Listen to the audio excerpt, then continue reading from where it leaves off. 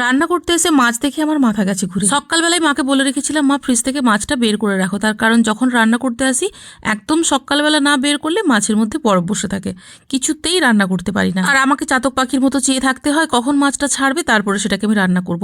আর যার ফলে কি হয়, আমার রান্না করতে প্রায় ডবল টাইম লেগে যায়। যেহেতু একটা কৌটোর মধ্যে 3-4 রকম মাছ রাখা ছিল, সমস্ত মাছগুলো একসাথে জমে গিয়ে পুরো একটা বরফের চাই যেরকম হয় ঠিক সেই রকম হয়ে গিয়েছিল। সেই জন্য মা মাছটাকে বের করে নিয়ে গিয়ে বেসিনের উপর রেখে প্রথমে অনেকটা জল দিয়েছিল, তারপরেও যখন দেখেছে যে ছাড়ছে না তখন মা বেসিনের ওপর রেখে দিয়েই চলে এসেছিল। স্নান সেরে রান্নাঘরে গিয়ে বেসিনটা খুঁজে দেখলাম মাছ নেই। মাকে জিজ্ঞাসা করলাম, কি গো মা, তুমি কি মাছটা বের করেছিলে? হ্যাঁ দেখো না, ওই তো বেসিনের ওপর রেখে এসেছি।